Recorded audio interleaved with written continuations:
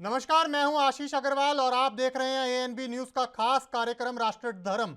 आज हम बात करेंगे बिहार की।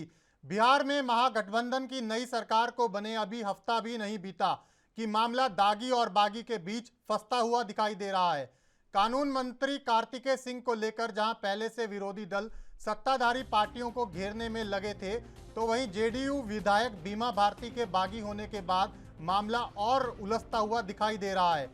बीमा भारती ने नवनियुक्त मंत्री लेसी सिंह पर हत्या और वसूली जैसे कई गंभीर आरोप लगाते हुए अपनी ही पार्टी के खिलाफ मोर्चा खोल दिया है, जिसे भुनाने में अब बीजेपी भी लग गई है। वहीं बीते दिनों हुई कई आपराधिक घटनाओं को आधार बनाकर विरोधी दल कानून व्यवस्था पर भी सवाल खड़े कर रहे हैं।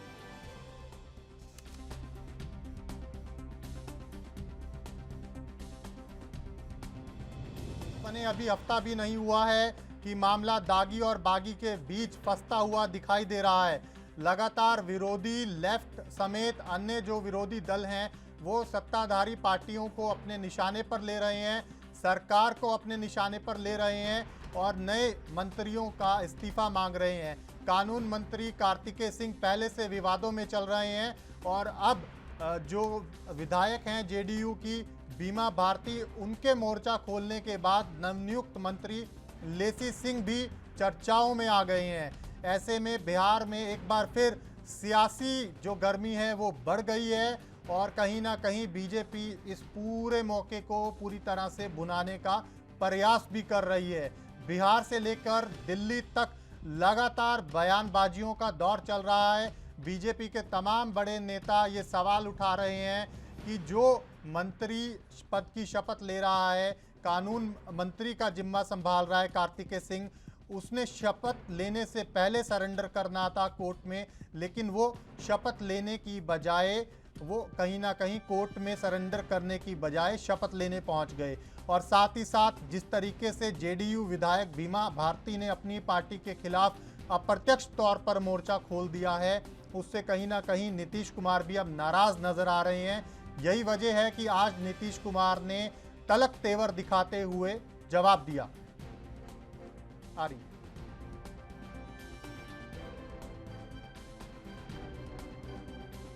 हमको नाराजगी जो है किसी से नहीं है, सिर्फ एक से इंसान से नाराजगी है जो कि लेसी सिंह है। बस उससे हमको नाराजगी है कि उसको इस तरह से जो है बार बार जगह दिया जाता है। क्या छवि उसमें नजर आता है माननीय मुख्यमंत्री जी को, जो उसको मंत्रालय में जगह मिलता है क्यों देता है? वैसा सब जो कि पार्टी में बदलाव करती है, पार्टी में जो है कि छवि को धूमिल करने में लगी रहती है, बार बार घटना करती है, क्षेत्र में पार्टी का बदलाव ही होता है। मुख्यमंत्री पर उंगली उठता है कि क्या उनमें जो है कि गुण है, क्या है जो बार बार उसको जगह मिलता है। हम लोग अति पिछड़ा से आते हैं, हम लोग का बात नहीं सुना जाता है। क्यों नहीं सुना जाता है? किस लिए कि हम लोग यहाँ छोटे जाति से आते हैं, मंडल जाति से समाज से आते हैं, इसलिए यही गुनाह है। अति पिछड़ा से आते हैं इसलिए गुनाह है। वो ऊंचे जाति से है, बनावट जाति से आती है, उसका ज्यादा लॉबी है, ज्यादा पटना में पकड़ है, तो मंत्रालय बन जाती है बैठले बैठल। पार्टी में क्या काम करती है? समता काल से गिनाती है। क्या समता काल से क्या पार्टी में क्या बलिदान दिया है? वो क्या काम किया है पार्टी में? पार्टी में रह करके पार्टी का जो है ना दिमक के तरह जो है ना पार्टी को खाने का काम किया है, पार्टी को बदनामी करने का काम किया है, पार्टी का छवि धूमिल करने का काम किया है। वैसा सब लोग को मंत्रालय दिया गया है, तो हम लोग को दुखी है, पूरा जनता दुखी है, पूरा पूर्णिया का जनता दुखी है इस बात के लिए। आप आरोप लगा रहे हैं कि वो उगाही करती है, बिल्कुल कर रही है, बिल्कुल कर रही है। सभी अफसर में दहशत बना करके रखती है। फिर आप जानते हैं कि 19 में बनी और फिर इस बार बनी है, और उसको भी 2 बार बनाए थे, 14 में भी बनाए थे और 19 में भी बनाए थे, और इस बार का कोई मतलब नहीं, उसको भी चुनाव लड़ा। तो इस तरह से बोलना चाहिए, कहीं इसकी गुंजाइश है कि जितने लोग रहेंगे सब के सब लोग बन जाएंगे। 2 बार मौका दिया। आज जब वो पढ़ नहीं पा रही थी तब भी उसको पढ़ाई वढ़ाई सब सिखवाया, उसके बाद 14 में ये सब भूल गए आप लोग। तो इस तरह से कौन बोलती? हमको आश्चर्य हुआ है। तो हमको मिलना चाहते, हम कल ही हम बुलवाए हैं कि हम आ जाए, तो कहा कि ना अभी मिलने की कोई जरूरत नहीं, हमारे ऑफिस में कर। हम कि चलो कोई बात नहीं, तब आज हम स्टेटमेंट देंगे। ये बिल्कुल गलत बात है। और लेसी सिंह को जो कुछ भी किया गया वो बिल्कुल ठीक है, आज से नहीं पहले से किया जा रहा है। इसलिए सब पर मत सोचिए। अगर कोई बयान देता है तो पार्टी की तरफ से खूब बढ़िया से पहले तो समझाया जाएगा और पूछताछ किया जाएगा। अगर किसी को इधर उधर का मन है तो अपना सोचे। ये गलत बात है, हम लोगों ने इतना इज्जत दिया है, बनाया, गलत बात है। इस तरह की कोई बात नहीं। इसलिए लेसी सिंह पर कुछ नहीं है, फालतू बात है। और कब से हम बनाए हुए हैं आप सब लोग जानते हैं ना। तो आज कोई बोलेगा पार्टी कार्रवाई कर सकती है, उनपे पार्टी कार्रवाई कर सकती है। पहले तो प्रेम से समझा देगा कि सब मत बोलो, लेकिन उसके बाद कुछ नहीं करेगा तो आपने क्या बोली। डिफेम करने के अलावा और कोई काम है? 15 अगस्त को जो ऐलान हुआ बेरोजगारी मिटाने का, जो हम लोगों ने संकल्प लिया, मुहर लगाया निर्णय पर 10 लाख की नौकरी और रोजगार को लेकर, तब से ये लोग अनकंफर्टेबल हैं। हम लोग तो जनता के लिए काम कर रहे हैं। हमारा इंटेंशन जो है साफ तौर पे क्लियर हो चुका है। और बाकी तो जो मंत्री थे उनका तो वकील वगैरह सब लोग तो बताए पुलिस इन्वेस्टिगेशन में क्या है। वारंट के बाद जो वारंट जारी हुआ उसके साफ बात जो है कोर्ट का आदेश है कि कोई नो कोर्स एक्शन लिया जाए। ये लोग जो झूठ-मूठ के जो कुछ मीडिया के लोग जो भाजपा माइंडेड लोग हैं, जो लोग प्रचारित कर रहे हैं, उनको करने दीजिए। इससे किसी को कोई फर्क पड़ने वाला है नहीं। हाँ, कोर्ट का जो न्याय होगा, न्यायालय का जो आदेश होगा, उसको ना हम लोग मानेंगे तो न्यायपूर्वक जो है काम की जाएगी। 7 बार गद्दारी करने वाले मुख्यमंत्री, 3 बार मैंडेट को धोखा देने वाले मुख्यमंत्री के रूप में उनका इतिहास लिखा जाएगा। और शायद जयचंद से भी घटिया जब भविष्य में लोग पढ़ेंगे तो उस इतिहास को मानेंगे। और जिस प्रकार से आज उन्होंने फटकार लगाई है बीमा भारती को, जिस प्रकार से अपमानित करने का काम किया है कि हमने पढ़ना लिखना सिखाया, एक अति पिछड़ा समाज की बेटी को इस प्रकार से अपमानित किया है कि हमने पढ़ना लिखना सिखाया, तो अगर वो पढ़ी लिखी नहीं थी तो आपने मंत्री कैसे बनाया? और जब आपने मंत्री बना दिया उसको, तो फिर इस प्रकार सरेआम मीडिया में आकर उसको अपमानित करने का कोई औचित्य नहीं है। उसने जो आरोप लगाया है, अगर दम है, अगर आप सुशासन की सरकार चलाए हैं, अगर अपने को सुशासन की सरकार का मुखिया कह रहे हैं, आज अभी भी इन दागियों का सरगना होने के बाद भी आप अपने को मुखिया कह रहे हैं, तो उन्होंने जो आरोप लगाया है उसका पहले निष्पक्ष जांच करा दीजिए, दूध का दूध पानी का पानी करा दीजिए। चढ़ा हुआ है महागठबंधन की नई सरकार, अभी से चर्चाओं में है। बीजेपी भी निशाना साधने से नहीं चूक रही। 2 नए मंत्री विवादों में फंस गए हैं। कार्तिकेय सिंह कानून मंत्री को लेकर विवाद पहले से चल रहा था, लेकिन लेसी सिंह के ऊपर भी अब कई तरह के सवाल उनकी अपनी ही पार्टी के विधायक बीमा भारती ने खड़े कर दिए हैं। ऐसे में सवाल यही है कि बिहार में जो नई महागठबंधन की सरकार है उसके सामने चुनौती कितनी बड़ी है। अपने ही लोगों से पहले निपटें या विरोधी दलों को संभाला जाए, यह कहीं ना कहीं एक बड़ा सवाल बिहार की राजनीति में नज़र आ रहा है। और जिस तरीके से पूर्ण रूप से जो बीजेपी है वो निशाना साधने से नहीं चूक रही, बिहार की नई सरकार को घेरने का प्रयास कर रही है। ऐसे में नीतीश कुमार ने भी तलक तेवर अपना लिए हैं और यही वजह है कि आज वो बीमा भारती के ऊपर कहीं ना कहीं तलक टिप्पणी करते हुए दिखाई दिए। उन्होंने कहा कि बीमा भारती को पढ़ना लिखना भी उन्होंने ही सिखाया है, विधायक उन्होंने बनवाया। तो ऐसे में क्या बीमा भारती अपनी बात पार्टी फोरम में नहीं रख सकती थी? जब उनको मिलने के लिए बुलवाया गया तो उन्होंने मिलने आने से भी मना कर दिया।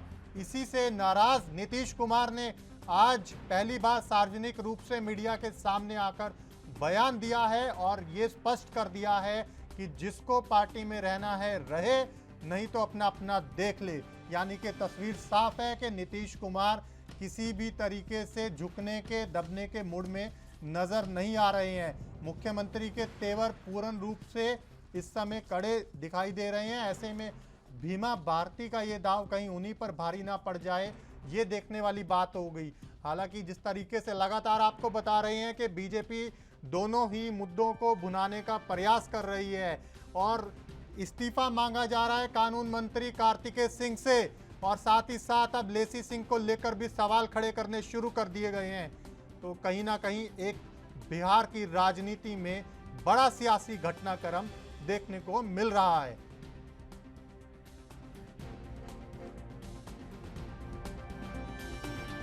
लगातार बता रहे हैं आपको कि बिहार की सियासत में बदलती हुई दिन ब दिन सियासी तस्वीरें सामने आ रही हैं। दिल्ली तक हलचलें देखने को मिल रही हैं।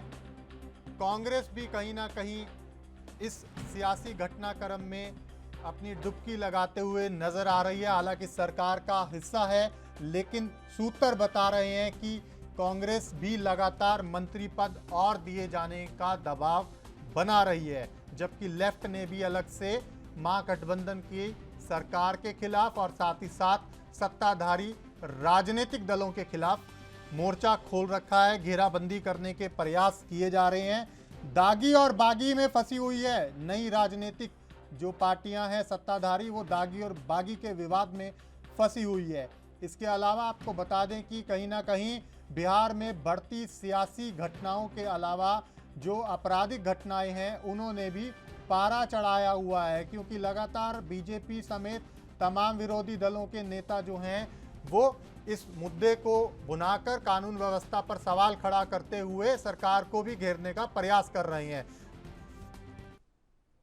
तो चर्चा की शुरुआत करेंगे और सीधा चलेंगे अपने 4 खास मेहमानों के पास। बीजेपी से हमारे साथ गुलजार शेख साहब जुड़ गए हैं, प्रदेश प्रवक्ता जेडीयू मनोज मनु भी हमारे साथ हैं, साथ ही साथ वरिष्ठ पत्रकार बिहार से अमित गांधी हमारे साथ जुड़े हैं और आनंद त्रिपाठी साहब राजनीतिक विश्लेषक भी हमारे साथ हैं। आप सभी चारों मेहमानों का बहुत स्वागत है। अमित जी, सबसे पहले मैं आपके पास ही आऊंगा। ये चल क्या रहा है बिहार की राजनीति में? क्यों लगातार बिहार की राजनीति में उथल पुथल हो रही है? क्या वाकई में ये जो मुद्दे उठाए जा रहे हैं उनके अंदर कुछ सच्चाई है या सिर्फ राजनीतिक घटनाओं को भुनाने का प्रयास किया जा रहा है? अमित जी। ये सिर्फ राजनीतिक मुद्दा भुनाने का प्रयास किया जा रहा है, इसमें कहीं कोई दम नहीं है। कार्तिक जी के बारे में भी शायद कल तक लोग मीडिया में बड़ी खबरें बनी, लेकिन शाम होते होते वो खबर डाउन हो गई।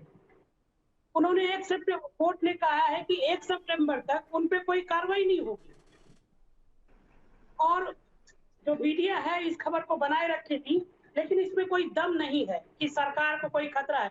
जहां तक बीमा भारती और लेसी सिंह का मामला है, वो दोनों अगल बगल के विधानसभा क्षेत्र से आती है। एक धमधा से आती है, एक रुपौली से आती है जी। दोनों पिछले 5 टर्म 4 टर्म से विधायक है जी। बीमा भारती पहले गन्ना मंत्री थी जी और लेसी सिंह भी मंत्री थी। तो दुख इस बात का है कि बीमा भारती को इस बार मंत्री नहीं बनाया गया है जी। और यही वजह है कि वो लेसी सिंह के बारे में खुलकर अनर्गल बयान दे रही है, जिसका कोई मायने नहीं है इस समय जी। लेसी सिंह का अपने क्षेत्र में, खासकर सीमांचल पूर्णिया, किशनगंज, कटिहार, अररिया में उनका एक अपना अलग जनाधार है जी। क्योंकि मैं बिहार के कई क्षेत्रों में जाता हूँ तो देखा हूँ जो लेसी सिंह की जो कार्यशैली है वो सवेरे उठते के साथ अपने लोगों के बीच में बैठ जाती है, मिलती है, जुलती है। वो अपर कास्ट की होते हुए भी जो लोअर कास्ट के वोटर हैं उनकी पहली पसंद है। लेकिन यहाँ पर अमित जी सवाल दो हैं। पहला सवाल कार्तिकेय सिंह को लेकर है कि अगर उन्हें कोर्ट में आत्मसमर्पण करना था तो उन्होंने सरेंडर क्यों नहीं किया? सरेंडर करने की बजाय वो शपथ लेने पहुंच गए, पहला सवाल, क्योंकि इसी को लेकर कहीं ना कहीं सियासी बवाल मचा हुआ है। दूसरी बात, बीमा भारती जो हैं वो अपनी बात पार्टी फोरम में क्यों नहीं रख रही हैं? वो मुख्यमंत्री ने उनको मिलने के लिए बुलाया, वो मिलने नहीं गई, तो क्या ये मानकर चलें ये संकेत हैं कि वो अपनी पार्टी से अब रिश्ता जो है वो तोड़ने जा रही हैं? उनको बहुत उम्मीद थी कि ये जो नया मंत्रिमंडल है उसमें उनको शामिल किया जाएगा जी। लेकिन दुर्भाग्यवश उनको मंत्रिमंडल में शामिल नहीं किया गया। जी। इसके पहले वो गन्ना मंत्री रह चुकी है। ठीक है। और यही दुख जो है, और वो जो 2 क्षेत्र है, रुपौली और विधानसभा, जी। जैसे सौतन होती है ना एक घर में, तो वो एक दूसरे की एक तरीके से सौतन है उस क्षेत्र के लिए। और दोनों के हस्बैंड बाहुबली, जो लेसी सिंह के हस्बैंड थे वो भी बाहुबली थे, और जो बीमा भारती के हस्बैंड अभी जिंदा वो भी बाहुबली है। जी। तो ठीक है, बीमा ठीक है। भारती अमित का जी, मैं अपना कोई लौटूंगा आपके जनाधार नहीं है, पास। वो अपने अमित जी, मैं हस्बैंड के लौटूंगा नाम पे आपके चुनाव पास। जीती है। मैं आऊंगा आपके पास। सीधा मैं सबसे पहले मनोज जी, ये चल क्या रहा है आपकी पार्टी के बीच में? कार्तिकेय सिंह लगातार सवालों के घेरे में हैं, बीमा भारती मुख्यमंत्री से मिलने नहीं जा रही, क्या चल क्या रहा है ये? आशीष जी, आपका मैं पहले सवाल का जवाब दूं कार्तिकेय जी के बारे में। जी। कार्तिकेय जी के बारे में जो भाजपा के महान नेता को दिया और मीडिया ने इसको उछाला जी। कि उनको 16 अगस्त को सरेंडर करना था। जी। उस कागज को देखा है। अब देखिए, माननीय रविशंकर प्रसाद जी जो कानून के रक्षक भी हैं, अधिवक्ता भी आते हैं, वह प्रेस कॉन्फ्रेंस में भी झूठ बोलते हैं कि उन्होंने दिखाया कि अग्रिम जमानत को हाई कोर्ट ने खारिज कर दिया। लेकिन हाई कोर्ट ने खारिज नहीं किया था, उनके अग्रिम जमानत पर हाई कोर्ट ने निर्देश दिया था कि आप निचली अदालत में जाएं। जी। निचली अदालत ने 16 अगस्त को का निर्देश जारी किया था, जिसके खिलाफ कार्तिकेय ने अदालत में गए और अपनी बात को रखा। पुलिस के जो रही चेक लिस्ट वो रखा।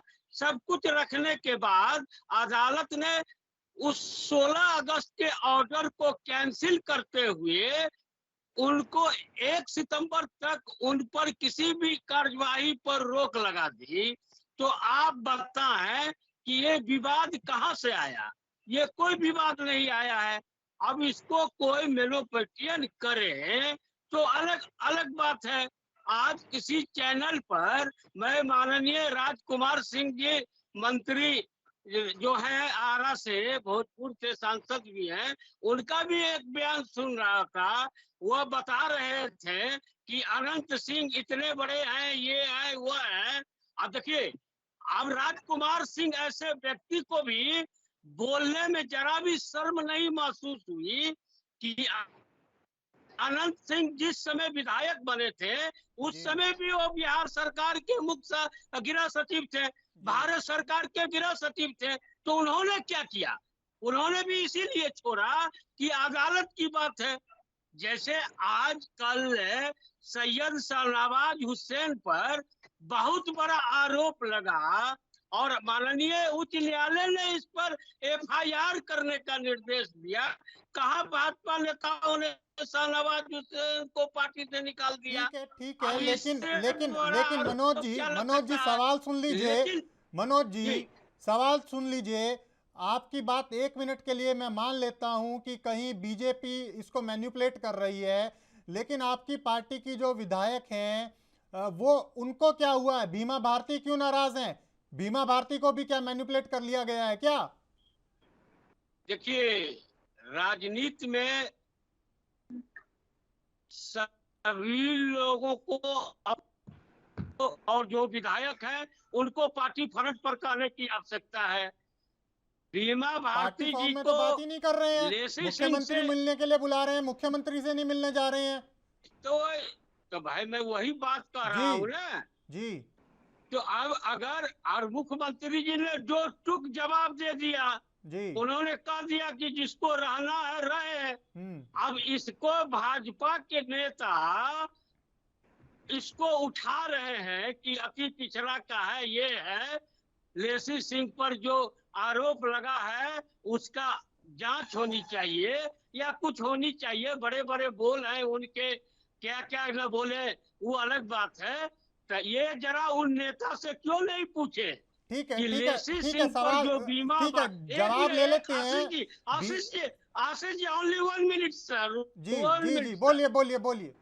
जो तो उस समय जो लेसी सिंह पर बीमा भारती आज आरोप लगा रही है, उस समय भी जब जदयू और भाजपा एक साथ सरकार में थी, उस समय भी इसी सवाल को राजद ने भी उठाया था। तो उस समय बीजेपी के किसी नेता का मुंह नहीं खुला।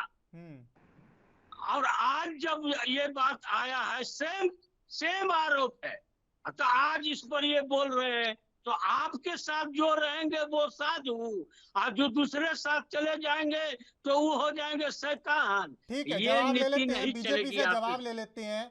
गुलरेज शेख साहब, सीधा सीधा आरोप आपकी पार्टी के ऊपर लगा रहे हैं जेडीयू के प्रवक्ता कि कार्तिकेय सिंह का जो मसला है वो मैन्युपुलेट किया है बीजेपी ने, और कहीं ना कहीं बीमा भारती वाले मुद्दे पे दोहरा चरित्र अपनाया जा रहा है। क्या कहेंगे?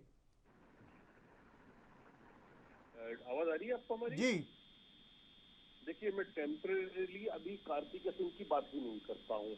बिहार में जो नीतीश तेजस्वी सरकार चल रही है वर्तमान में, 72% 72% मंत्रियों पर आपराधिक मामले दर्ज है। इनमें से 53% पर नहीं, ठीक है मैं छोड़ रहा हूँ, मैं बात नहीं था। जब ये भाई साहब, जब तीनों लोग बोल रहे हैं, हाँ जी, हाँ जी, ठीक है, सुन लीजिए, एक बार सुन लीजिए, मैं आऊंगा आपके पास, एक बार सुन लीजिए, मनोज जी सुन लीजिए, एक बार शेख साहब की बात सुन लीजिए, मैं लौटूंगा आपके पास। बताइए आप। नहीं भाई साहब, देखिए ये एक शिष्टाचार नहीं है। मैं इतनी देर से इनको चुपचाप सुन रहा था, जब मेरी बारी आई तो बोलने नहीं दे रहे हैं। ये आवाज किसकी? नहीं, आप बोलिए ना, मैं कह रहा हूँ आपको, आप बोलिए, अपनी बात रखिए, कंप्लीट कीजिए अपनी बात। मैं हर चीज का जवाब, कितने परसेंट थे ये भी मैं हर चीज का जवाब दूंगा। भाई साहब बात तो सुन ले, पहले बात तो सुन लीजिए आप। देखिए, मैं अभी टेम्परेरी कार्तिकेय सिंह के ऊपर बात ही नहीं कर रहा हूँ। अभी जो वर्तमान सरकार है तेजस्वी और नीतीश की, उसमें 72% मंत्री जो है आपराधिक मामले दर्ज हैं इन पर। इनमें से 53% के ऊपर गंभीर आपराधिक कोई मामले दर्ज हैं। एनसीआरबी का आंकड़ा लेकर आए हैं क्या आप? एनसीआरबी का आंकड़ा है क्या आपके पास इस चीज को लेकर? ये इंडिया टुडे ने बाकायदा छपा है, तो इंडिया टुडे को तो आप प्रमाणित मांग सकते हो, इतना बड़ा जो मीडिया हाउस है। चलिए खैर, बताइए आगे जी। हिंदुस्तान में तो इसलिए बोल रहा हूँ मैं आपको। फिर 53% तो गंभीर आपराधिक मामले। गंभीर आपराधिक मामले किसको कहते हैं? जिससे 5 साल या उससे ज्यादा की सजा दी जा सकती है। अब इसमें आप आरजेडी को देखिए, आरजेडी के 88% मंत्री, 17 में से 15 मिनिस्टर्स जो हैं उनके ऊपर आपराधिक मामले दर्ज है। जेडीयू के 36% है, कांग्रेस के 2 हैं, 2 के 2 मतलब 100% मंत्री जो हैं उनके ऊपर आपराधिक मामले दर्ज है। तो ये जो लोग लाठी को तेल पिला कर रखते हैं कि जब हमारी सत्ता आएगी तो उसका उपयोग करेंगे, उसके नमूने दिख रहे हैं। लेकिन एक हफ्ते में तो ये मामले दर्ज नहीं हुए होंगे ना शेख साहब? ये तो एक हफ्ता पहले तक आपके साथ थे। ऐसा तो नहीं है कि एक हफ्ते में ये मामले दर्ज हो गए और एक हफ्ते में कैरेक्टर खराब हो गया जेडीयू का। मैंने डेटा जो रखा जी, जेडीयू के मंत्री 36% है दागी है। ठीक है, लेकिन मेरे जो दोनों सवाल हैं शेख साहब, मैं आपके आंकड़ों को मैंने बड़े ध्यानपूर्वक सुना है, लेकिन मेरा एक सवाल ये है इन आंकड़ों के ऊपर कि ये जो आंकड़े हैं, ये आंकड़े को ये एक हफ्ते में क्रिएट नहीं हुए होंगे, ये सालों साल पुराना डाटा होगा, और कहीं ना कहीं एक हफ्ते पहले तक आप ही जो हैं वो जेडीयू के पार्टनर थे, आपकी सरकार थी, तो उस समय क्या हुआ था? उस समय ये आंकड़े क्या बीजेपी भूल गई थी? भाई साहब, आज से 20 दिन पहले मैं बिहार गया था जी, और हम लोग कॉन्स्टिट्यूएंसीज में भी गए थे। हमारा कार्यक्रम था वहाँ पर मोर्चों का, आपने देखा होगा पटना में। अब देखिए आप, एम्पावरमेंट ऑफ जो कल्प्रिट है या एम्पावरमेंट ऑफ गुंडास जो है वो किस प्रकार से होता है? लास्ट आपने कब सुना था कि बिहार में बैंक लूट ली जाए? आज ही गोपालगंज में हुआ कि बाकायदा खुलेआम बैंक लूट ली गई। अब ये बताइए, ये गोपालगंज किसका एरिया है? ये एरिया है लालू प्रसाद यादव और उनकी फैमिली का। मतलब एक हफ्ते के अंदर जंगल राज आ गया, ये कहना चाह रहे हैं? देखिए, जो लोग, देखिए जब राजा और उसकी फौज जो है, ये मैं एक पुराना आपको उदाहरण देता हूँ। कि जब कहीं पर कोई अटैक करता था, अगर राजा सज्जन हुआ करता था तो लूटपाट शहरियों के साथ नहीं होती थी। यदि राजा दुर्जन होता था तो हमने देखा है कि किस प्रकार से दिल्ली लूट ली गई, किस प्रकार से दूसरी दूसरी जगहों को लूट ली गई, कत्लो गारत किया गया, औरतों के साथ बदकारियां की गई। तो ये डिपेंड करता है कि सत्ता में कौन है। बीजेपी के होने से सबसे बड़ा लाभ जो था कि हम नीतीश कुमार का कान पकड़ते थे कि जरा कुछ होता था टाइट कर देते थे उनको और फिर वो एक्शन लेते थे। अभी नीतीश कुमार की भी एक मुझे परेशानी जो नजर आ रही है, विद ड्यू रिस्पेक्ट बोल रहा हूँ मैं ये बात, कि कहीं ना कहीं वो अब आपराधिक और बुरी छवि के लोगों से, गुंडों से घिर चुके हैं और बीच में मुख्यमंत्री बन के बैठे हैं। तो अब वो भी सोच रहे होंगे कि क्या कर लिया मैंने, अपनी जान को तकलीफ में डाल दी इन लोगों के साथ बैठकर। साफ साफ दिख रहा भाई साहब, पटना जैसे शहर में लड़की को खुलेआम गोली मारी जा रही है, पूर्व सैनिक की हत्या कर दी जा रही है। तो ऐसी चीजें जो कभी कभी होती थी, कभी कभी होती थी, उस पर भी तुरंत एक्शन होती थी और एक्शन का डर था। अब क्या है, जो कानून व्यवस्था की बात है, शेख साहब सुनिए, कानून व्यवस्था की बात है, उस पर मैं बिल्कुल चर्चा करूंगा क्योंकि बड़ा अहम विषय है किसी भी राज्य के लिए ये। लेकिन मेरा एक सवाल है शेख साहब, सुन लीजिए ना। बिहार में आखिरी बार बैंक कब लूटी गई थी, आप बताइए। अरे आप मेरा सवाल तो सुन लीजिए। मैं आपको बिल्कुल कह रहा हूं कि कानून व्यवस्था किसी भी प्रदेश में बड़ा अहम मुद्दा होता है क्योंकि कानून व्यवस्था पर ही कहीं ना कहीं पूरी सरकार टिकी होती है। लेकिन मेरा सवाल ये है आपसे कि जेडीयू के आपने जो आंकड़े दिए कि करीबन 36% जो लोग हैं वो अपराध में संलिप्त हैं, उसके अलावा जो भीमा भारती वाला मुद्दा है और लेसी सिंह के ऊपर जो आरोप लग रहे हैं उसको लेकर आज आपकी पार्टी के नेताओं ने भी इस्तीफे की मांग की और सवाल भी उठाए। मेरा सवाल ये है कि क्या लेसी सिंह एक हफ्ता पहले तक जेडीयू का हिस्सा नहीं थी? क्या लेसी सिंह का एक हफ्ता पहले तक रिकॉर्ड क्लीन था? उस वक्त आप लोग सरकार में थे, तब आपने ये मुद्दा क्यों नहीं उठाया? एक दूसरी बात यह है कि जिस तरीके से जो आपने जेडीयू के तमाम नेताओं का आंकड़ा दिया आपराधिक गतिविधियों में संलिप्त होने का, इस चीज को लेकर बीजेपी एक हफ्ता पहले तक क्यों चुप थी?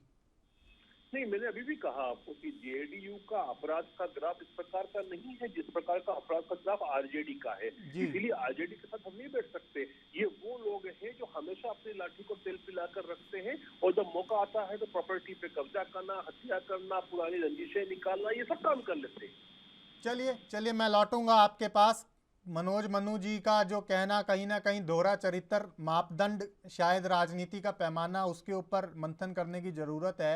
आनंद जी, आप बहुत सारी ऐसी राजनीतिक गतिविधियों को समय समय पर उनका विश्लेषण करते रहते हैं। ये जो बिहार में सियासी घटनाक्रम हो रहा है, कैसे देखते हैं आप इसको? नहीं, देखिए ऐसा है ना कि बिहार का जो घटना हो रहा है, पिछले एक हफ्ते 10 दिनों में जो कुछ भी घटा बिहार में, जो बिल्कुल पूरब से पश्चिम हो गई चीजें, है ना, वो अपने आप में राजनीतिक ही है और उस राजनीतिक ख्वाहिशों का, ख्वाबों का, उनके पुनर्जागरण का, राजनीतिक इच्छाओं के पुनर्जागरण का ये एक परिणाम है। और मेरा ऐसा मानना है कि देखिए, जो पार्टियों के लोग होते हैं वो अपनी पार्टियों से बंधे होते हैं, स्वाभाविक है, वो उनसे अलग नहीं जाएंगे, चाहे वो देश के किसी भी राजनीतिक दल से हो, स्वाभाविक बात है। और उनसे हमको उम्मीद भी नहीं की जानी चाहिए कि वो अपनी पार्टी लाइन से आगे चले जाएंगे। लेकिन बिहार की स्थिति जो है, अब जो नीतीश जी ने अपनी स्थिति में परिवर्तन किया है कि वो एक पार्टी का साथ छोड़ करके दूसरी पार्टी के साथ गए हैं। अब देखना ये है कि इन दोनों पार्टियों का बिहार को चलाने का सिद्धांत क्या है। ठीक है, जो नीतीश कुमार उस पार्टी पे आरोप लगाते थे, जंगल राज की परिकल्पना या जो एंटाइटलमेंट है जो दिया है, नीतीश जी ने ही दिया था आरजेडी को, और कोई नहीं दिया था, सबसे पहले नीतीश जी ने दिया था। तो क्या नीतीश जी उस आरजेडी के उस जंगल राज के तौर तरीकों में बदलाव ले आ पाते हैं या नहीं? आरजेडी के लोग क्या करेंगे वो बात नहीं है, चूंकि मुख्यमंत्री नीतीश जी हैं, इसलिए उनकी जिम्मेदारी बनती है कि वो आरजेडी के लोगों को, कम से कम सरकार में जो लोग शामिल हैं, उनको किस तरीके से अपने नेतृत्व के जरिए एक ऐसे रास्ते पर ले चले जो बिहार के विकास की बात करे। ठीक है, पार्टी के रूप में मुख्यमंत्री आज के कांधों पर पूरी जिम्मेदारी है। आनंद जी, फिलहाल एक छोटे से ब्रेक के लिए रुकना है मुझे, आप सभी मेहमान बने रहिए, फिलहाल एक छोटा सा ब्रेक।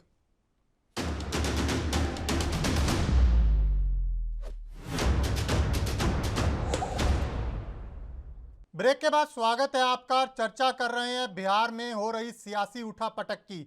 सीधा चलेंगे अपने साथ जुड़े खास मेहमानों के साथ और चर्चा को आगे बढ़ाएंगे कि आखिर जो बिहार में चल रहा है उसके परिणाम दूरगामी क्या होंगे। क्या बिहार में वाकई नीतीश कुमार को कोई नुकसान हो सकता है, या जिस तरीके से बीजेपी लगातार मुद्दों को भुनाने का प्रयास कर रही है उसका बीजेपी 2024 के चुनावों में लाभ ले पाएगी?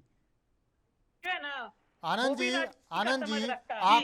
जी, आप बता रहे थे कहीं ना कहीं बड़ी जिम्मेदारी आ गई है मुख्यमंत्री नीतीश कुमार के कांधों पर। बोला तो भैया निश्चित रूप से मेरा विधायक मंत्री बनेगा, मेरा विधायक मंत्री। जो कि मैं जो कह रहा था कि आरजेडी के जो लोग सरकार में शामिल हैं, कम से कम उनकी जिम्मेदारी तो मुख्यमंत्री जी को उठानी पड़ेगी जी। और ये आसान काम नहीं है। अभी देखिए, जैसे कि आरजेडी के साथी बता रहे थे कार्तिकेय सिंह जी के बारे में, जो कानून मंत्री है इस वक्त, दुर्भाग्य से पता नहीं इस देश में कानून मंत्रियों के साथ बड़ा दिक्कत हो रही है। दिल्ली के दो कानून मंत्रियों के ऊपर गंभीर मसले आए, उनको इस्तीफा देना पड़ा, हटना पड़ा। अब देश के कानून मंत्री को भी हटना पड़ा, अपने पद से हटाया गया उनको। अब बिहार के कानून मंत्री के साथ समस्या है। ये जो आरजेडी के साथी स्वीकार नहीं कर रहे हैं वो ये है कि कोर्ट ने जो उनके खिलाफ वारंट है जी, उसे समाप्त नहीं किया है जी। गिरफ्तारी या उस पर कार्रवाई पर रोक लगाया है, लेकिन वारंट एग्जिस्ट करता है। ये बहुत पक्की बात है, इसमें कोई संदेह नहीं है। तो अगर नैतिकता का तकाजा था, मुख्यमंत्री जी बहुत नैतिक बनते हैं, कभी राजनीति के तो उनको एटलीस्ट पता होना चाहिए था। सवाल ये भी है आनंद जी, सवाल ये भी है यहाँ पर, आनंद जी सवाल ये भी है यहाँ पर, लेकिन जब मंत्रिमंडल की टीम गलत ट्रैक पे उसको लेके रुकिए, अमित जी रुकिए, सुनिए, बिना कुछ देखे फरार है। बड़े बड़े मीडिया ग्रुप, चाहे अंजना हो, कश्यप हो, अमित जी सुनिए, रुकिए, सवाल सुन लीजिए, सवाल सुन लीजिए अमित जी रुकिए, सुनिए। जिस तरीके से मंत्रिमंडल की टीम को तय किया गया, जिस तरीके से सभी नामों की सूची तैयार की गई, तो क्या सबसे पहले उनका जो बैकग्राउंड था वो चेक नहीं कराया गया? ये भी कहीं ना कहीं बड़ा सवाल है। आनंद जी, ये कोई बात नहीं है। देखिए, मैं आपको बताऊं कि नीतीश जी बिहार के हर राजनीतिज्ञ से वाकिफ हैं। जो एक बार विधायक हो गया, एक बार मंत्री हो गया, या किसी पार्टी में बड़ी स्तर पर है, हम कैसे सोच सकते हैं? नीतीश जी 1970 से राजनीति कर रहे हैं बिहार में, कोई ऐसी बात है? कार्तिकेय सिंह से अनभिज्ञ थे नीतीश जी? ऐसी कोई बात नहीं है। 15 साल से मुख्यमंत्री है भाई साहब नीतीश जी, तो उनको पता है सब कुछ। किसी पुलिस वेरिफिकेशन की आवश्यकता नहीं थी। ये टेक्निकल बातें हैं। ये क्या हम कैसे यानी मान सब ले, कुछ जानते हुए कहीं ना कहीं वो चुप रहे? वो जो मुख्यमंत्री जी की पहली टिप्पणी आई कि नहीं, हमें नहीं पता है, हमें जानकारी नहीं है, ये एक ऐसी टिप्पणी है जो किसी 15 साल से मुख्यमंत्री लगातार रह रहे व्यक्ति से उम्मीद नहीं करते हैं हम। और नीतीश जी तो बड़े ही प्लीजेंट और एक नेता है, व्यक्ति हैं, उनसे ये उम्मीद नहीं थी कि वो इस तरह का जवाब देंगे। ठीक है, तो और जैसा जवाब ले लेते हैं, इस पे जवाब ले लेते हैं। मनोज जी, बड़ा सवाल है कि मुख्यमंत्री 15 साल से कार्यकाल लंबा समय दिया है उन्होंने बिहार को, और लगभग कहीं ना कहीं मुख्यमंत्री हर नेता और हर नेता की हिस्ट्री से वाकिफ होते हैं। तो ऐसे में मुख्यमंत्री ने कहा कि वो ये सब चीजें नहीं जानते थे। क्या कहेंगे आप मनोज जी? अच्छे आरोप भी लगते हैं, भी इस तरह के आरोप तो लगते रहते हैं। उसको लेके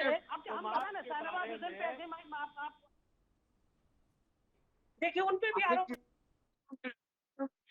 और वो भी इस आरोप से बचते नजर आ रहे हैं। अमित जी 2 मिनट। कार्तिक कुमार जी के बारे में जो केस की चर्चा है उनके चुनावी हलफनामे में दिया हुआ है, और वह केस में 1 सितंबर तक कोई भी कार्रवाई करने पर रोक लगा हुआ है। तो इस पर मुख्यमंत्री जी क्या कहेंगे? मुख्यमंत्री जी अब भाजपा न्यायालय से भी ऊपर की चीज छोड़े हैं। जब जीतन राम मांझी जी पर वारंट की बात सामने आई तो आपको याद होगा कि 2 घंटे के भीतर उन्होंने इस्तीफा ले लिया था। जब डॉक्टर RN सिंह के ऊपर वारंट की बात आई तो उनसे भी बुलाकर इस्तीफा ले लिया था जी। फिर ये दूसरी बात है कि 1 सप्ताह के बाद दोनों आदमी फिर मंत्री बने जब कोर्ट का ये गया। तो देखिए, जब हमें कोर्ट पर है, और ये चीज भाजपा के नेताओं ने, अभी अमित जी बता रहे थे कि मीडिया ने इसको दिखाया, मीडिया की इसमें कोई गलती नहीं है, क्योंकि भारतीय जनता पार्टी के नेताओं ने उन्हें दिखाया कि 16 अगस्त को इनको कोर्ट में सरेंडर करना था, तो सारे मीडिया ने इसको उठा दिया।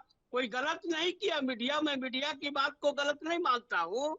मीडिया को जैसे ही पता चला कि उन पर 1 सितंबर को रोक लगी हुई है, 1 सितंबर तक, उसको भी मीडिया ने उठाया। अब ये तो भाजपा नेताओं की बात है, कितने बड़े नेता हैं, सांसद हैं, उप मुख्यमंत्री हैं, क्या क्या है। रविशंकर प्रसाद केंद्र में मंत्री रहे हैं, कानून मंत्री रहे हैं, उसके बाद भी वो झूठ बोल रहे हैं। मीडिया को ये नहीं बता रहे हैं कि 1 सितंबर तक रोक लगा हुआ है। अगर उसी समय बता देते कि 1 सितंबर तक रोक लगा है तो मुझे लगता है कि कोई मीडिया इसको नहीं चलाते। जैसे ही पता चला। लेकिन आशीष जी, भाजपा के अभी हमारे साथी बता रहे थे कि जदयू के 36% लोग अपराधी हैं। तो जदयू और भाजपा की सरकार थी, उस समय जो सरकार बनी थी, उस समय जिस रिपोर्ट की ये चर्चा कर रहे हैं, वही रिपोर्ट आज भी पटना के अखबारों में छपी है कि उस समय जो थे जदयू भाजपा में 62%, 60% लोग अपराधी किस्म के थे। तो 36 में से आप 60 हटा दीजिए, बाकी जो बचा तो वो भाजपा के ही नेता होंगे। उस समय 23 लोगों के ऊपर संगीन आरोप है, उस समय 18 लोगों के ऊपर संगीन आरोप था। तो भाजपा क्यों चुप थी? आज शाहनवाज हुसैन के ऊपर इतना बड़ा आरोप लगा, इतना गंदा आरोप लगा, इतना विभत्स आरोप लगा कि जिसको कोई मीडिया वाला अगर बोल रहा होगा तो उसे भी शर्म आ रहा होगा। कोर्ट ने कहा है, किसी पुलिस ने नहीं कहा है। उसके बाद भी भाजपा के नेता के मुंह से एक शब्द नहीं निकला। तो अपने के समय में ये चुप रह जाते हैं और दूसरे के समय में बोलते हैं। लेकिन सवाल ये है मनोज जी, सवाल ये है कि आपके समय में भी तो कहीं ना कहीं आपराधिक घटनाएं हो रही हैं, जिसको लेकर अब सवाल खड़े हो रहे हैं। लड़की को दिन दिहाड़ी गोली मार दी जाती है, फौजी की हत्या हो जाती है। सर, ये लड़की को दिन दहाड़े गोली मारी गई है उस सरकार में भी, लेकिन अपराधी गिरफ्तार हुए। उस समय भी कई एक आध सैनिक को भी गोली मार दी गई थी, उसके भी अपराधी गिरफ्तार हुए हैं। कल घटना हुई है, 2 दिन का समय तो आप पटना पुलिस को दीजिए। पटना पुलिस दोनों या वहां की घटना का कोई भी अपराधी नहीं बचने वाला है, चाहे वो कितने भी मजबूत क्यों ना हो, कितने भी शक्तिशाली क्यों नहीं हो, या हमारे दल के ही क्यों नहीं हो। सवाल लेकिन ये है ना, सवाल ये है कि जो पार्टी अब आपका विरोधी दल बन चुकी है बीजेपी, वो यही तो सवाल उठा रही है कि लालटेन धारियों के साथ आने से जंगल राज 1 हफ्ते में ही वापस आ गया। यही तो सवाल है। जिस समय जिस पुलिस समय तो अपना काम करेगी के साथ थे जी, नहीं, पुलिस तो अपना काम कर ही रही है। जब भाजपा के साथ भी थी तो भी पुलिस अपना काम कर रही थी, किसी को नहीं छोड़ रही थी। आपके पुराने दोस्त शेख साहब यही तो सवाल उठा रहे हैं कि 1 हफ्ते में ही जंगल राज दोबारा से वापस आ गया। ओहो, पहले सवाल उठा रहे हैं तो ये शाहनवाज हुसैन पर क्यों नहीं बोल रहे हैं जी? सवाल उठा रहे हैं तो जो जदयू भाजपा की सरकार थी उसमें जो 60% मंत्री पर संगीन आरोप थे या आरोपी थे उस पर मुंह से क्यों नहीं बकार निकल रहा है? ठीक है, आप तो ये ठीक है, बताइए। जवाब ले लेते हैं, जवाब ले लेते हैं। शेख साहब जवाब दे दीजिए, दोहरा चरित्र क्यों है? आप उसको क्वेश्चन करें क्योंकि बाकी जब पैनलिस्ट बोलते हैं ना तो इतना इको आ रहा है कि उसको समझ नहीं पा रहा। आवाज आ रही है आपको? चलिए वापस लौटेंगे आपके पास। आनंद जी, मैं आपके पास आऊंगा। जिस तरीके से अभी कहीं ना कहीं आरोप प्रत्यारोप का दौर जो है वो जारी तो है ही है, लेकिन सिलसिला ये बढ़ता हुआ नजर आ रहा है। इन सब के बीच आपने जो एक अहम सवाल उठाया कि कहीं ना कहीं मुख्यमंत्री के कांधों पर अब ये बड़ी जिम्मेदारी है कि सरकार में शामिल जो आरजेडी के लोग हैं उनको भी संभालना हो गया। लेकिन जिस तरीके से कानून व्यवस्था को लेकर अब विपक्षी दल घेरने का प्रयास कर रहे हैं, ऐसे में क्या रणनीति अपनानी होगी मुख्यमंत्री को? देखिए, ऐसा है ना कि मुख्यमंत्री को एक ही रणनीति पे चलनी चाहिए जी, जिस पर वो कभी चला करते थे कि उनको बिना किसी राग द्वेष के या दुर्भावना या प्रेम के सरकार चलानी चाहिए, लॉ एंड ऑर्डर इन्फोर्स करना चाहिए। और चाहे जो भी अपनी पार्टी के लोग हों या सहयोगी पार्टियों के लोग हों, वो ये कहें कि मैं बिहार को ठीक करने की जिम्मेदारी लिया हूँ, किसी पार्टी या उसके व्यक्ति की जिम्मेदारी हमारी नहीं है। अगर उनको सरकार को बेहतर दिखाना है चेहरे को और अपने चेहरे को, अपने राजनीतिक, क्योंकि देखिए मैं मानता हूँ कि नीतीश जी का ये बिहार में अंतिम कार्यकाल है। इसके बाद बिहार की राजनीति में उनका बहुत कोई भविष्य मुझे नहीं दिखाई पड़ता है। जदयू देखता हो तो वो स्वाभाविक बात है, उनकी पार्टी है। और नीतीश जी भी खुद आगे की राजनीति की तरफ देख रहे हैं, तो उनको यहाँ से उनका रास्ता आसान होगा अगर वो ऐसा करते हैं। आरजेडी को रोकना एक बहुत ही टेढ़ी खीर होगी, साबित होगी। देखिए अभी जो ये बीजेपी के लोग कह रहे हैं वो तो चलिए प्रतिद्वंदी पार्टी के लोग हैं, लेकिन ये देश कई बार देखता है कि जो कुछ इस तरह की पार्टी हैं जिनके कार्यकर्ता नियंत्रण में नहीं रह जाते हैं जब वो सत्ता में आते हैं, तो ऐसी पार्टियां जब सत्ता में आती हैं तो लॉ एंड ऑर्डर का मसला बहुत बड़ा खड़ा हो जाता है। उत्तर प्रदेश में यही स्थिति समाजवादी पार्टी के साथ है, बिहार में आरजेडी के साथ है कि जब ये लोग सत्ता के साथ जुड़ते हैं तो इनके कार्यकर्ताओं को संभालना इनके नेताओं के लिए भी बड़ा मुश्किल हो जाता है। तो अब तेजस्वी को, चूंकि तेजस्वी का फ्यूचर बिहार में है, तेजस्वी को बिहार में राजनीति अभी करनी है। मुख्यमंत्री के चेहरे के रूप में प्रोजेक्ट करना है अगर नीतीश कुमार दिल्ली की तरफ रुख करेंगे तो। जी, मैं वही कह रहा हूँ ना, तेजस्वी का भविष्य बिहार की राजनीति में है। अब वो क्या कर पाते हैं वो देखना होगा। लेकिन इधर मैं दुख के साथ कह रहा हूँ कि इधर एक हफ्ते में जो बातें आई हैं कि तेजस्वी ठीक है परिपक्व हुए हैं 2015 की बजाय 2022 में, लेकिन वो परिपक्वता उस स्तर की नहीं है अभी मुझे जो दिख रही है कि वो भी बयानों को दे करके और उसके सहारे काम चलाने की बात सोच रहे हैं। हो सकता है उन्हें ऐसा लगे कि इसके जरिए काम चल सकता है, लेकिन जहां तक मुख्यमंत्री की बात है तो उनको यही रास्ता अपनाना चाहिए। अभी जेडीयू के बार बार कह रहे थे कि शाहनवाज हुसैन पर बड़ा ही हीनियस क्राइम का आरोप लगा, तो मुख्यमंत्री जी क्या कर रहे थे? शाहनवाज हुसैन तो उनके मंत्रिमंडल में शामिल थे ना। ठीक है शेख साहब, आपके पास आना चाहूंगा। शेख साहब, सवाल यही है कि कहीं ना कहीं आपके पुराने मित्र जेडीयू के प्रवक्ता यही आरोप अब लगा भी रहे हैं और सवाल भी उठा रहे हैं कि बीजेपी के नेता अब दोहरा चरित्र अपना रहे हैं, क्योंकि आज शाहनवाज जी पर सवाल उठे तो उसको लेकर चुप्पी साधी हुई है, लेकिन बिहार में कुछ एक घटनाएं हो गई तो उसको लेकर सवाल उठा रहे हैं सरकार के ऊपर। क्या कहेंगे? पटना जैसे शहर में बच्ची के सिर में गोली मार दी जाए तो क्या उस पर हमको क्वेश्चन मार्क नहीं लगाना चाहिए? यदि दिन दहाड़े बैंक लूट ली जाए गोपालगंज में तो क्या वो विषय नहीं बनना चाहिए? ये मेजर विषय है भाई साहब, इसको राजनीति से ऊपर रखना होगा। क्या हम बिहार को वापस से 15-20-25 साल पहले ले जाना चाहते हैं, जहाँ कोई इंडस्ट्रियलिस्ट आना नहीं चाहता था, जहाँ के ऊपर फिल्म कैसी कैसी बनती थी, आप याद कीजिए।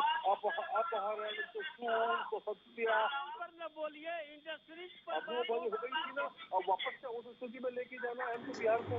आज भी बताइए ना, मैं तमामों टुटू में मैं कर लूँ, इनके साथ भी आरजेडी वालों के साथ कर लूँ, जेडीयू के साथ कर लूँ, कांग्रेस के साथ कर लूँ, क्या उससे जनता का बिहार का फायदा होना है? हम जो बात कर रहे हैं क्या बिहार के अहित में कर रहे हैं? और यही कह रहे हैं ना नीतीश कुमार को कि दागी लोगों से बच्चों, अच्छा सुशासन चलाओ।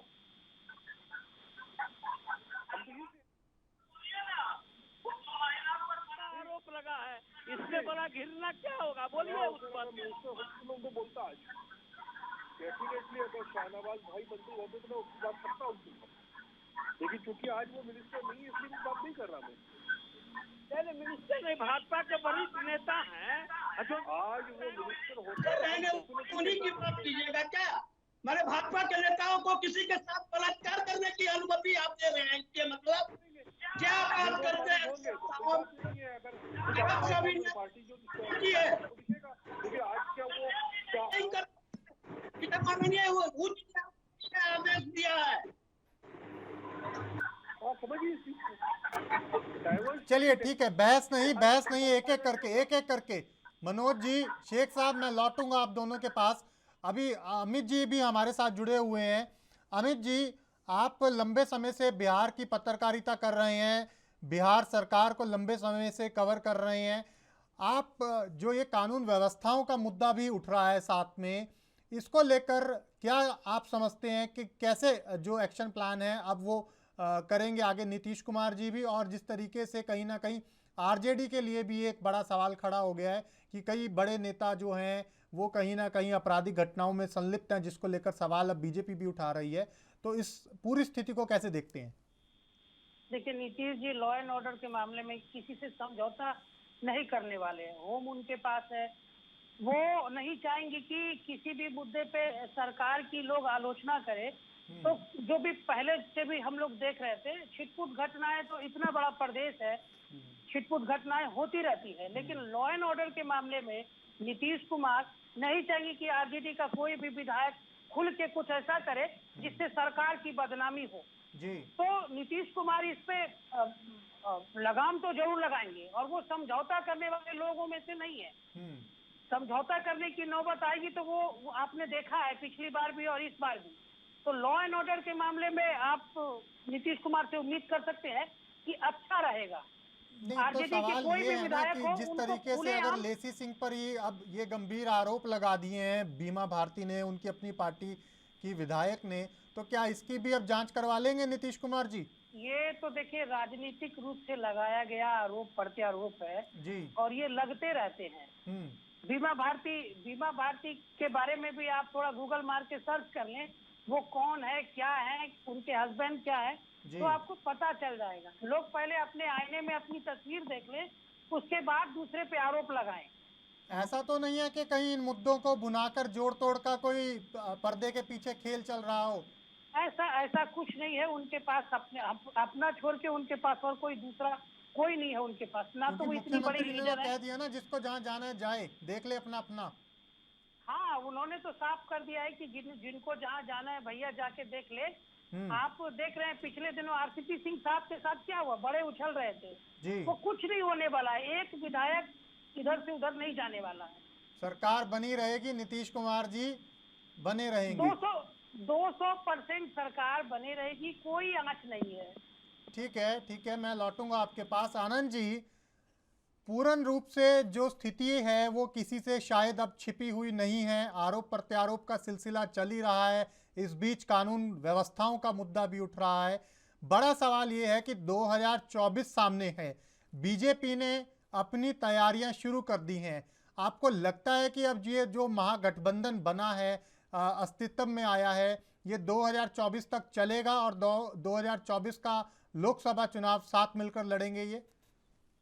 निश्चित तौर पर देखिए, आरजेडी और जेडीयू के पास अब इस विलय के बाद अब कोई गुंजाइश मुझे नहीं दिखती है कि 2024 के पहले इनके बीच किसी तरह का कोई राजनीतिक मतभेद देखने को मिलेगा बड़ा, है ना।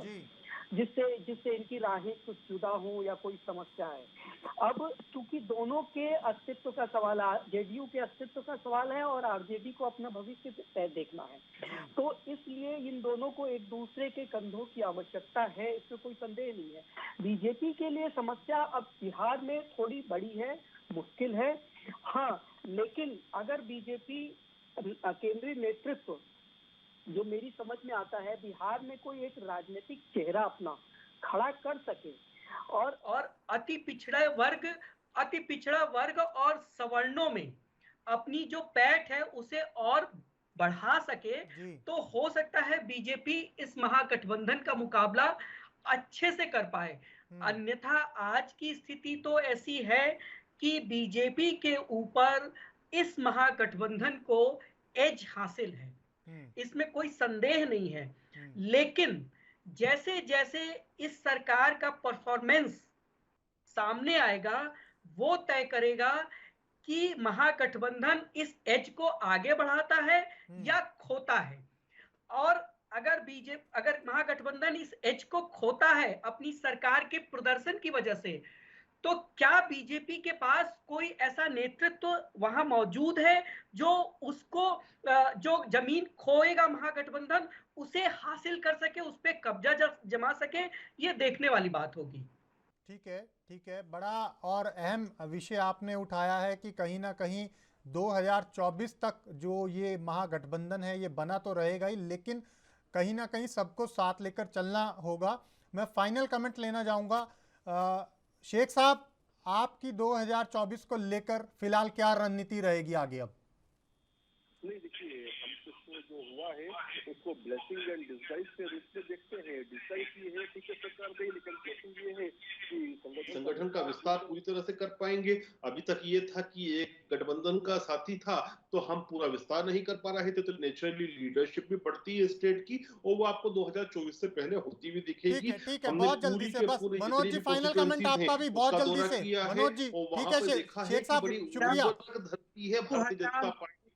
मनोज जी जल्दी से फाइनल कमेंट, 30 सेकंड है सिर्फ मेरे पास। मैं अपील कर रहा हूँ, अपील सुन लीजिए मेरी, अपील कर लीजिए। अपील कर रहा हूँ सुशासन सरकार बा, अपराध के बाहर बा, चलिए, बहुत शुक्रिया तमाम मेहमानों का, आप हमारे साथ जुड़े और बिहार की सियासत में जो भी उठापटक चल रही है 2024 तक क्या कुछ होगा ये देखने वाली बात होगी। फिलहाल मेरे साथ आज के लिए इतना ही। आप देखते रहिए ANB न्यूज़। नमस्कार।